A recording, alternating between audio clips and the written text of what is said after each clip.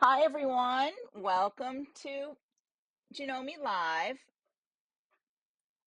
I'm Ann Hine, embroidery software specialist for Genome America. I'm going to hang out here for a minute. I have my comments up, just waiting to see who we get to join us.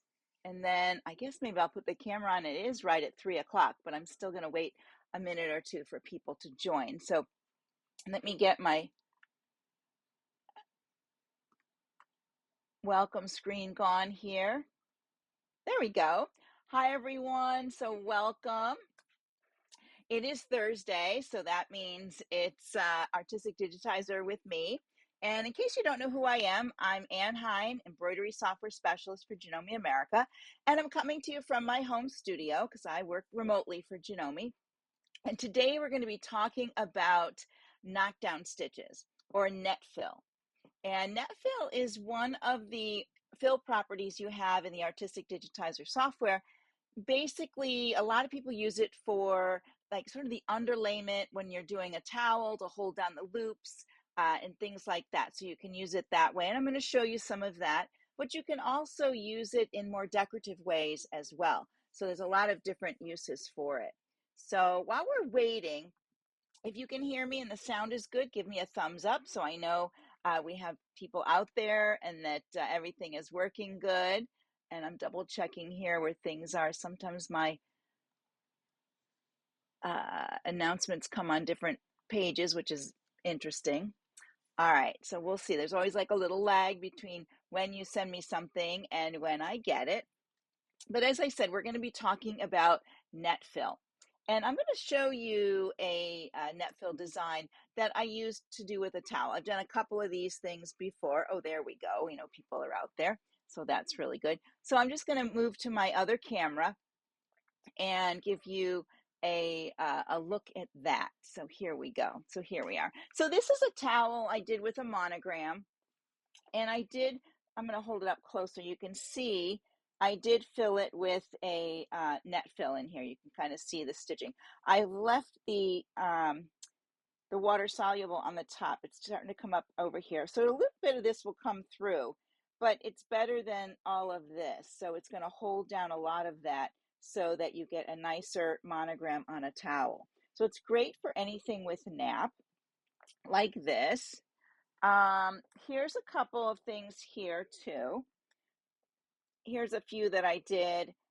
This one here, I spaced it out a little bit wide so you can see more of the towel is coming through, but it's still holding it down for it.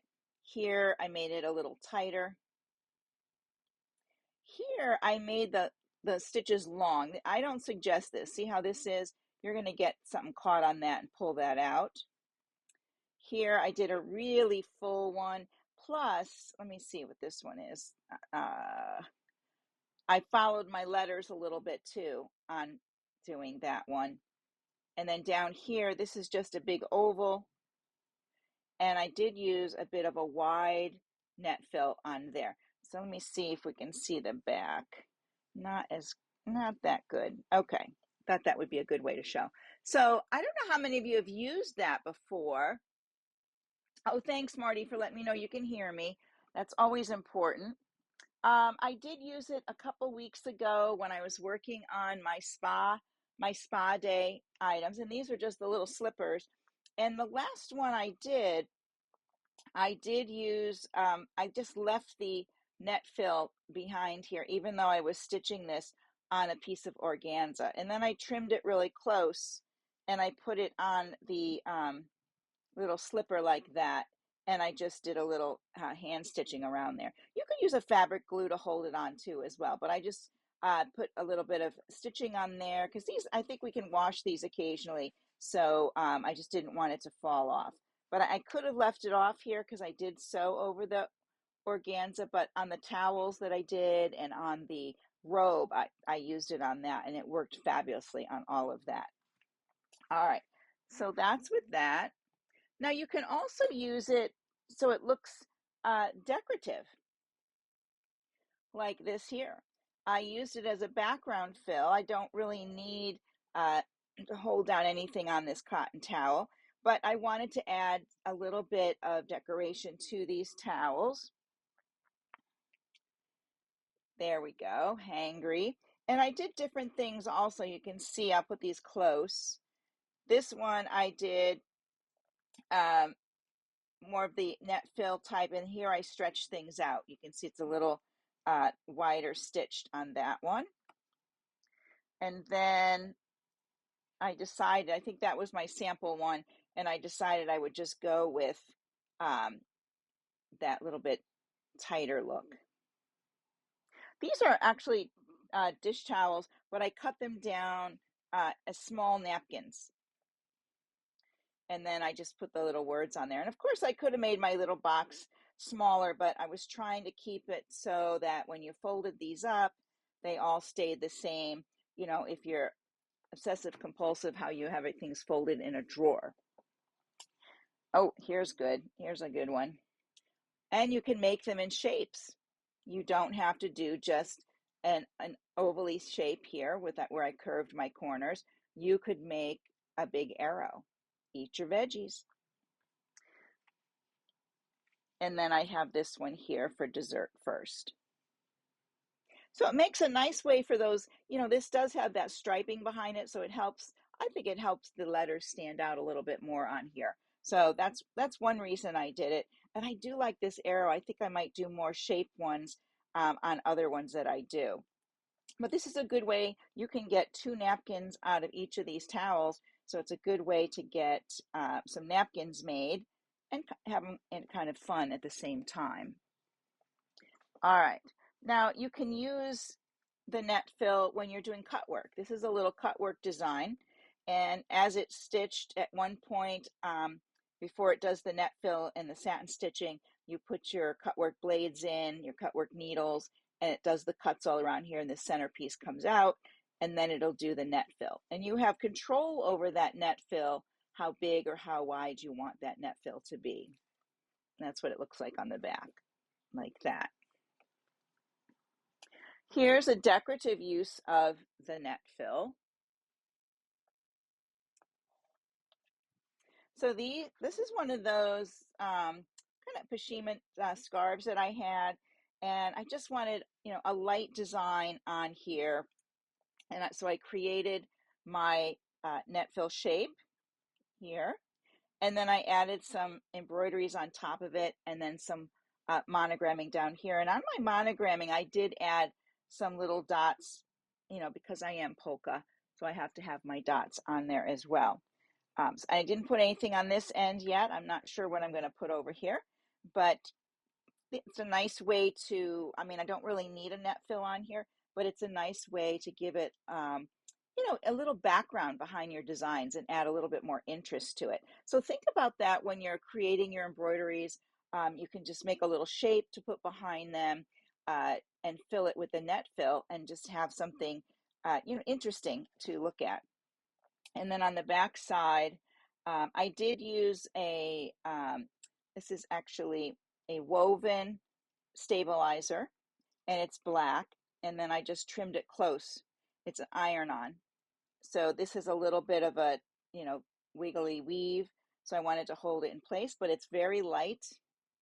My embroidery is very light, so it's not very thick. So that's something to think about too when you're embroidering on items like this thin, that your embroideries aren't as thick. And I use the matching colors in the back, so when it flips over, it still looks nice back here. I could have used all black bobbin thread, but I like the look of, you know, if it gets flipped over or whatever, it still looks pretty from the other side.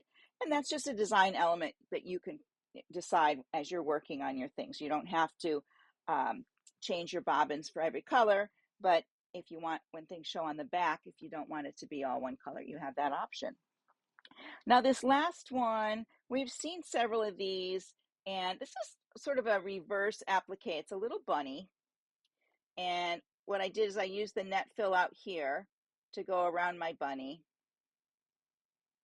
and then I could have used oh, he's right here. This is his head. I haven't taken him out of the hoop yet because I think I want to go back in and put like a little, maybe a little pink nose and maybe a little eye right there.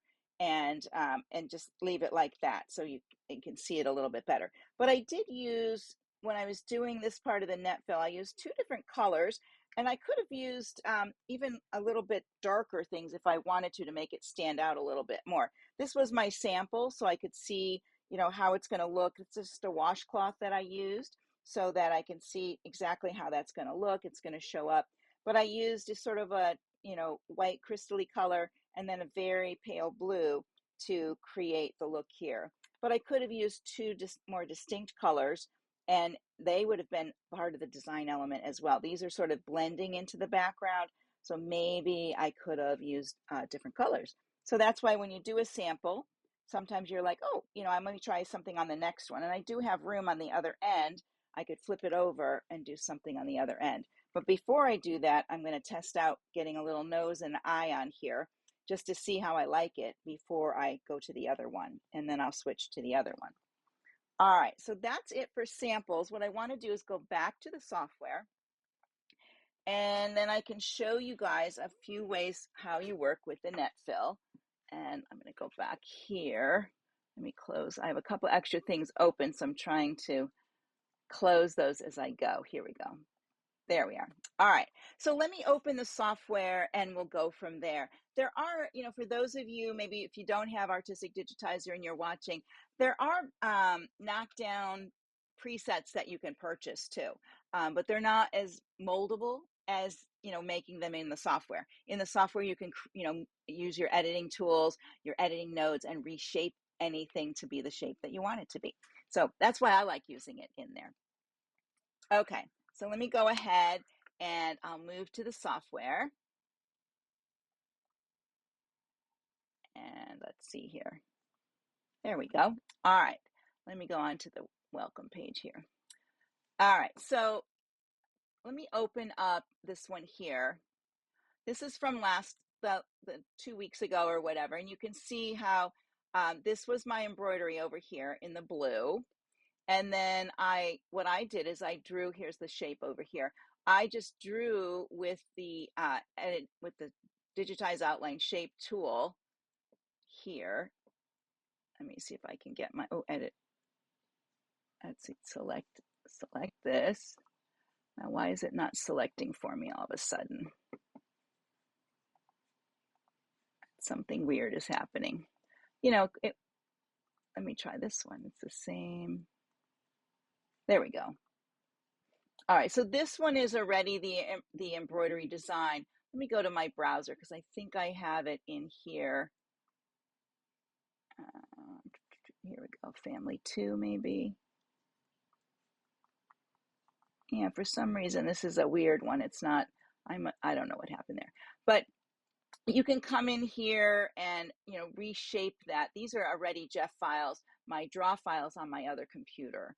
So if I wanted to, I'd have to convert to curves, and let me just pull that away so we can show that. If I convert to curves, it renders it back to its basic elements, and then I could just add the net fill back in and adjust it from here, because you can see this is a lot tinier than this. What I wanted to show you is I drew the shape, and then I had all these nodes that I could edit to create my design. And then over here, I would change maybe the angle of my stitching or my cell size, maybe not that small. Let me put it at, let's see. No, not that way. Hang on one second. Let me get back to, let me undo here. So there we go. So you can work with setting these different, you know, very full, there we go, or not as full.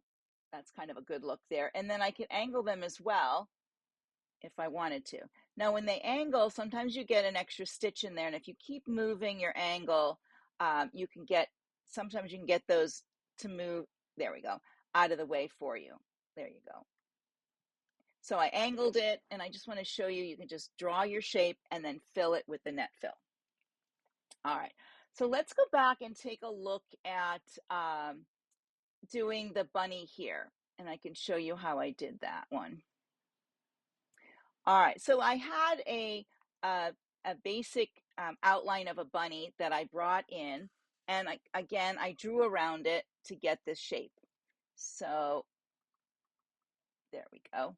And let's see if my edit nodes are there. So I drew around the bunny to get the bunny shape, and then I laid it on top of a square of the Netfill. So let me go back, and what I'm going to do is I'm going to quickly draw this bunny.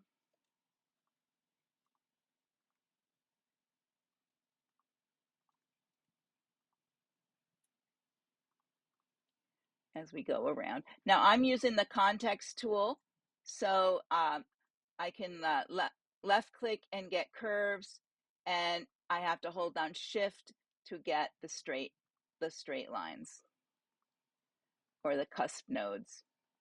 Oops. So I'm going to start this with a complete item like that. And I'm going to go back to my nodes, and I'm going to fix this here. I'm going to make that one a cusp node, and then bring these arrows up so it's straight across the bottom. There we go.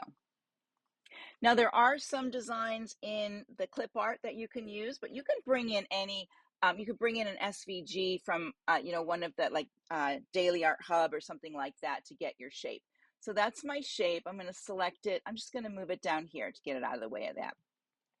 I'm going to leave it as a full shape at this point, and then I'm going to create my Netfill box behind it. So let's go over here to the rectangle, and then I'm just going to click and drag a rectangle over that. I'm going to go over here to my colors, and I'm going to make this one, let's go down here. I'll make it this green here. And I need to move it so that the bunny is on top. So I'm going to click on that and drag this down. Now my sequence window is showing because up here, my auto, I clicked on it to get manual. So now I have my sequence window and I can move things around. And you can see right here that it's already cutting the shape into there. And I'm going to select my bunny on the inside and just bring him down to the bottom like this so that the it cuts the bottom of, there he goes, it cuts the bottom of my square. So now I can go ahead and I can go into my properties, and I can use Netfill, and it fills it in back there. It auto presets it at 0.079 IN. And if I want to, if I deleted this inside part, let's see what happens. Whoops, it deletes the whole thing because there's no outline on my rabbit. So let me go back here. Well, there is an outline, but it's not. What I have to do is come down here and say remove overlaps always. And the same thing for this one. Let's say always. And then if I deleted, if I made that, if I deleted the inside, it's still not giving me that break. So this is one of those times when you need to select both your items. You need to right click, go to shaping and trim. And then I should be able to delete this now. There we go. So now I have just my bunny, and I have the piece on the outside here. Now I'm going to offset this just a little, not offset it. I'm going to go to my fill, and I'm going to angle it just a little bit. Just slightly, so it has a little slight thing. Then I'm going to, while it's selected, I'm going to go down to my, I'm going to do copy paste, and then I'm going to change that one to a new color. I think I'll use this. Let's see if we can use something that will show a little bit that color there. But I have to change this to remove overlaps never, and go back to this one and make this one never now. So it'll show. And it's back there, but I have to move this one a little bit more. Let me angle it a little bit more. We'll see the green come out of there. There it is. So once you move those a little bit, you get the other color coming back there. Okay, so basically what I did is I created my bunny. I created a shape that I wanted to cut the bunny out of, made that a Netfill, and then while my bunny was solid, I used the shaping and trim, and then I got my first layer and I just copy pasted and got the second one as I did down here. These have outlines on them as well. You can see here, if you don't want your outlines, you can delete these outlines. This one doesn't have one, so it's good. So if you don't want the outlines. Now the bunny on my, oh, hi, Wanda. The bunny on my towel, I went back through and I used I drew a line out here and I used the knife tool to cut the shape around it. So this is what I did for that. So I'm going to do my outline shape, and I'm just going to start, actually, I'm going to start over here maybe.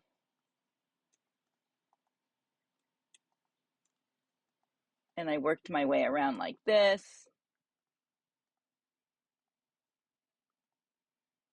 Let's backspace again.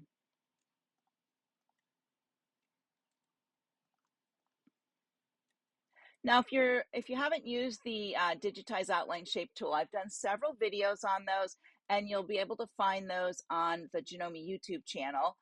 Some of the things that are on Facebook are going to go away probably tomorrow, because they're doing something where they're deleting stuff. And let me see if I can, I don't know where this came from. Let me see here if I can take that and delete that. There we go.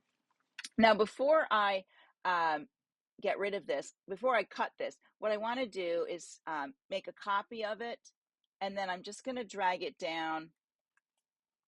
Let me select it again. I'm just going to drag it down here because it's just going to cut one layer at a time with the knife tool. So that's how we're going to do this. So I'm just using my arrow key so it stays right in line with my bunny. And once it gets down the bottom here, I will do the knife tool and show you how that works. All right, so, oh, wait a minute. Oh, gee Louise. I did do copy paste, right? Copy paste. Let's make the other one blue. And then, there we go.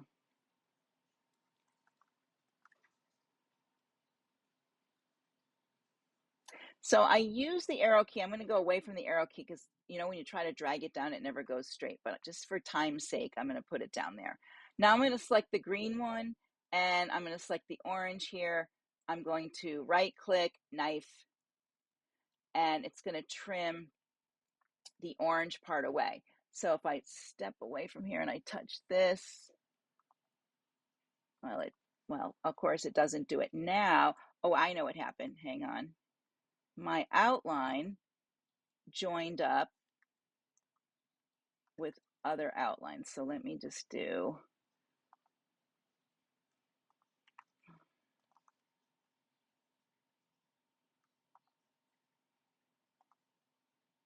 there it is. I did the split outline.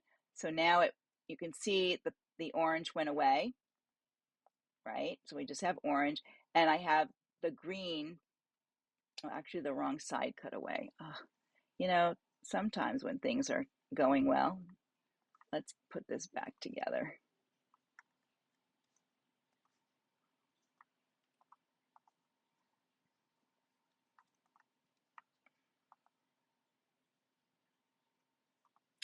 Let's do it here. All right, well, it's not going the way, let me, hang on one second. Ugh, don't you love it when you have a whole thing planned? I'm gonna go here and make sure the outline is deleted. Okay. And when I select that and this,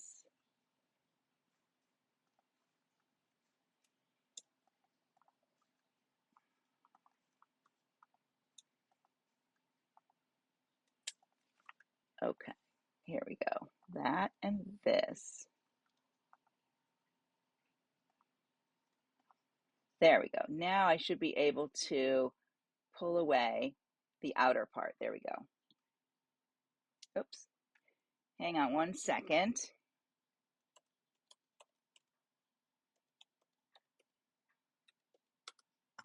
There we go. Sorry, had a little computer glitch as well. Nice. There we go. So I removed the orange part. Now I can bring my, I have my line again. I can select the green, right click, knife, and then I can select the outer part of the green and delete that. There we go. So I made a little bit less of a space around that. You could do maybe an oval shape around this, whatever you like on your towel if you don't want to do something like that. All right, let's go back and look at, I think it's this one here. This one here. So here, this is like my scarf that I did. Again, I just took a rectangle like this. Then I selected it. And if I want to edit the shape of this with the nodes, I have to go to convert to curves, edit nodes, and then now I can bring these down. I can change this to a smooth node like that. So I have these arrows I can work with, and I'm going to make this one a smooth node as well, and bring my arrows maybe in like that. So I have a shape. Once I have my shape, go to properties, fill, net fill, and then here you can, I love angling this myself. I think that's makes it look really cool. And then I added a satin outline and my letters on top of it. So not that hard. Hi, Anne. So that's, you can do any shape, really. Like up here, I did a circle shape and filled it. And then this is kind of interesting. When I laid one on top of the other, I got that little spacing in there. So this might look very interesting when you stitch this out. Let me select, if I took away that out, whoops, I don't want to do the whole thing. I just want to remove the outline.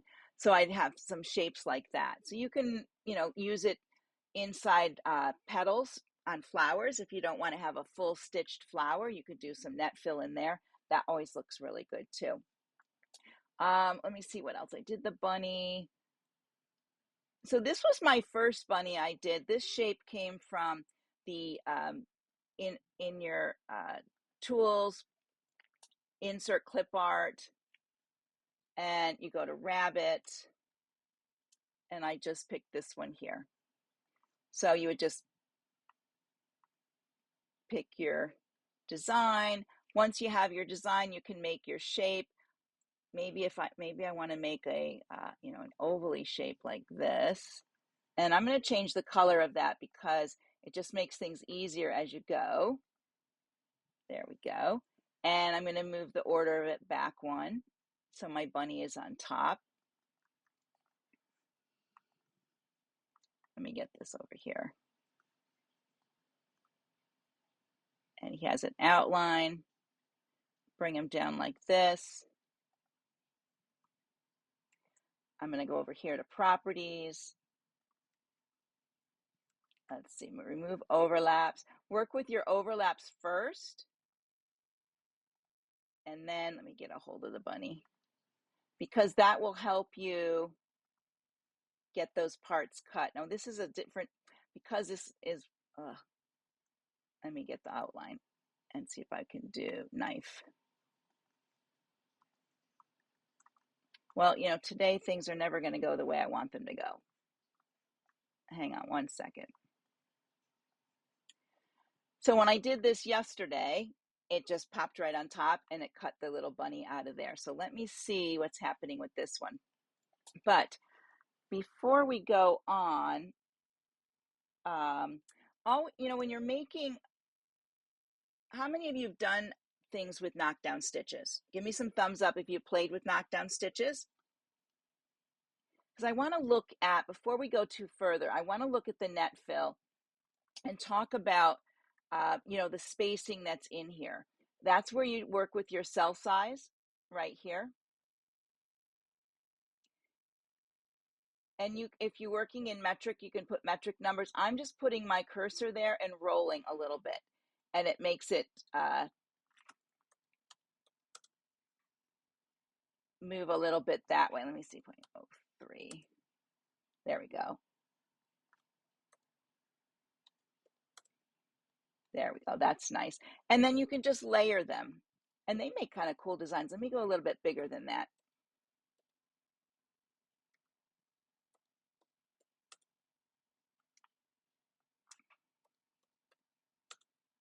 There we go. And if you layered that, let me do copy paste. And then change the color of it so you have a different color on top so you can see it. Make sure you're set to never at this point. Properties are at never because you don't want to delete what's under there. And then on this top one, I'm going to rotate it. And so I'm making sort of a plaid. You can see a plaid coming through. You can also offset it. So if I offset this, I could bring in the red one. I can make the red one stick out more than the other one so you can get these really cool looking shapes. I could do another shape inside there. If I select that again, let me move it here.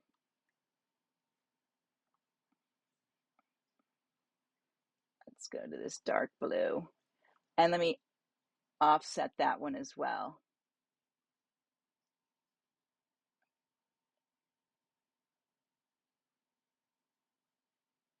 There we go.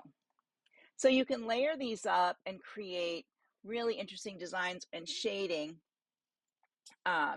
with your knockdown stitch. So you really have to play with layering it up, and you can come up with these, you can shade designs with this, or you can add things on top of that. Yeah, most of the time, you are using a knockdown stitch for your towels, but I wanted to show you some other ways to use it and also how to get that reverse applique. Now, if you go to the Janome Sewing Machines Facebook page, Janome America, janome.com, and you search Artistic Digitizer, there are several lessons there, and there is one on reverse, sort of like reverse applique for towels. And it says mom and dad on them. And that's where they've put the stitching on the outer side so the towel comes up in the middle. Okay, so with my bunny, let me go back to my bunny really quick here.